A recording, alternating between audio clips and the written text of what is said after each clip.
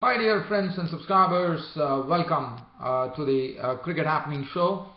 And well, in this Cricket Happening Show, while I'm talking to you, I'm taking you right away down to the Dubai cricket ground here in the second one-day international between Australia and Pakistan. As I'm talking to you, well, Australia have lost their first wicket. In fact, Mohammad Irfan has got rid of Finch. In fact, Australia had a good start, a decent start of 26 runs in reply to Pakistan's 215 all out.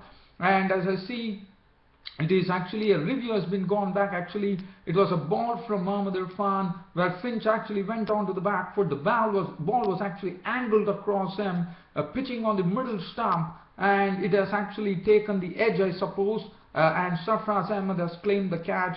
And well, it's all over. The decision is out here, and Arun Finch has once again lost his wicket to Mohammad Irfan, the strapping bowler from Pakistan. Caught Sarfraz Ahmed, bowled Mohammad Irfan for 14 of 12 balls, and he hit 3 fours in that knock of 14. Currently, Stephen Smith, the maiden ODI centurion in the last one-day international, has just come in. He's had to face a ball. David Warner is not out on 10 or 14 balls with 2 fours.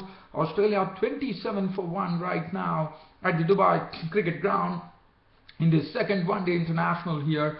And just talking about the match now, as to what really happened.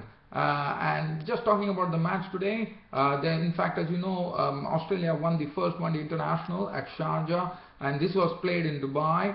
The pitch was a bit slow. It was on the slower side, and it was Pakistan who actually won the toss. Both the teams making one change.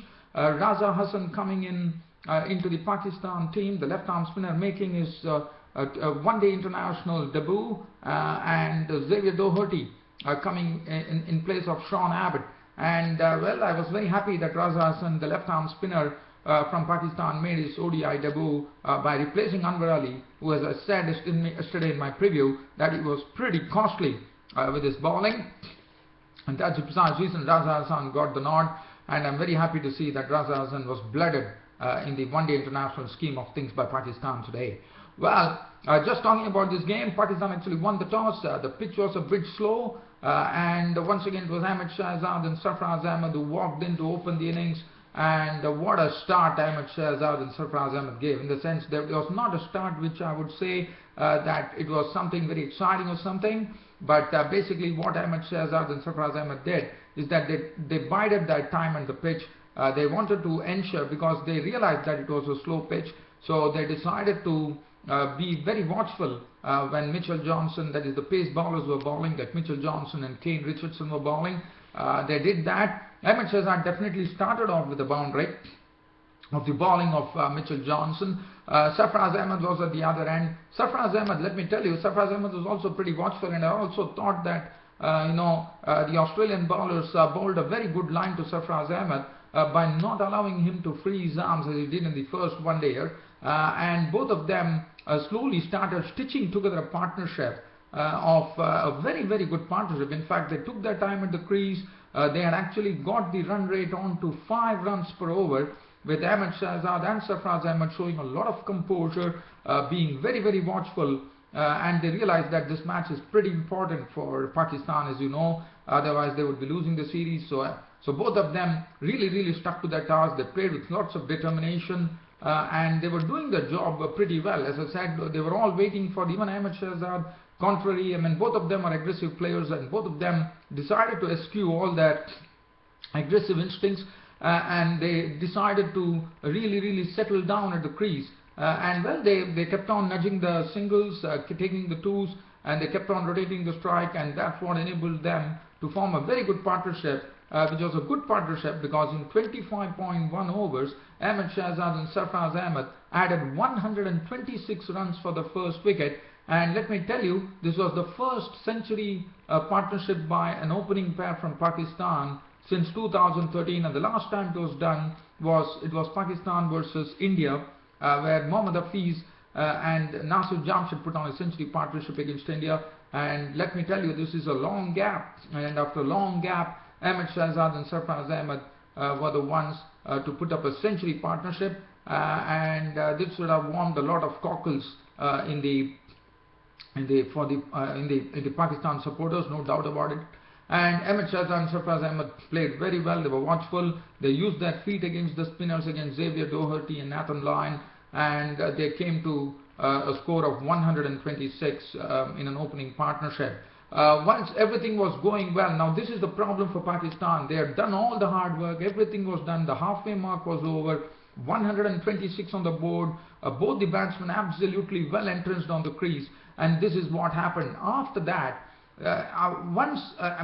from 126 for 1, Pakistan, as we know, are a very, very unpredictable team. They continue to really surprise everybody, and they again surprised everybody because the next 10 wickets went for just 89 runs. Let me tell you what happened. First, the opening partnership was broken. It was broken by Ahmed Shahzad, was the first to go. Now, after making 61 of 82 balls with 5 fours, I thought Ahmed Shahzad played a loose shot against the bowling of Doherty, and I thought he was snapped up at mid-wicket by Smith. So he was gone for 61 of 82 balls with 5 fours. After that, and Sarfraz Ahmed soon followed him to the pavilion while playing another shot which was not really I would say warranted at that time. It was a half shot played by Sarfraz Ahmed as he tried to actually trying to splice Johnson through the point region. Maxwell picking up a good catch, and Sarfraz Ahmed was walking after making 65 of 72 balls with 5 fours and 1 6. All the early impetus that was given by both these openers were totally lost because none of the other batsmen could really capitalize. Asad Shafiq and Misbah ul Haq were there at the crease, and when the score reached 159, as I said, from a score of 126 for no loss, Pakistan were all out for 215, meaning that 89 runs were added by the 89 runs were added later, and they lost all the 10 wickets to be all out for 215. Asad Shafiq and Misbah ul Haq at the crease. Asad Shafiq, well, he was trying to settle down, played some good strokes, but there was a misunderstanding between the running between the wickets between the captain Misbah ul Haq and Asad Shafiq, and that was just, I think, while the batting power play was going on, and Misbah ul Haq was run out for 15 of 29 balls with 1 4, which made the score 159 for 3. Umar Akmal walked in to join Asad Shafiq, and from then on it was a real procession as Umar Akmal was taken by Smith of the bowling of Johnson for 5 of 9 balls. Asad Shafiq was still there at the crease at that particular time, and once Umar Akmal was gone, it was the turn of Asad Shafiq to lose his wicket as Nathan Lyon plucked his wicket by getting him caught by Johnson for 29 of 35 balls with 2 fours and 1 6. And after that, let me tell you, Fawad Alam was there at the crease. Fawad Alam was trying to, what he was trying to do best was to stay at the crease, but he tried his best. He pottered around for making an unbeaten 20 of 39 balls with 1 4, and unfortunately for Fawad Alam, there was no support forthcoming from any of the Pakistan batsmen. Shahid Afridi holed out to Johnson. In fact, Shahid Afridi, that was the time when George Bailey realized that they were in a commanding position when they had the Pakistan innings at 185 for 5. What George Bailey did is he decided to employ a test match field by putting the slips into place, and look at what happened. Shahid Afridi trying to slog Johnson, in the sense he missed it. The edge was taken by Smith at slips and he was gone for 2.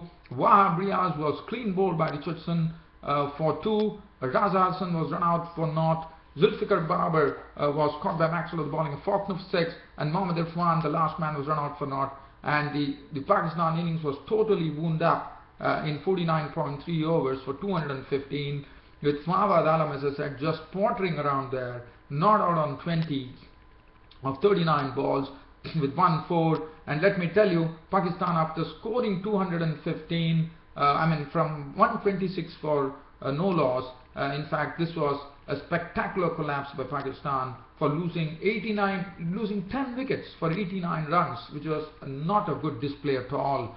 Well, looking at the bowling, well, the bowling was pretty sharp and good, but one thing I will have to tell here, dear fans and subscribers, that I thought Pakistan themselves contributed to their own downfall here by playing some injudicious strokes, with Mitchell Johnson bowling 10 overs no maiden 3 for 40, Kane Richardson 9.3 overs no maiden 1 for 43, Xavier Doherty the spinner 10 overs 1 for 44, James Faulkner bowled 7 overs for 27 runs with 1 wicket.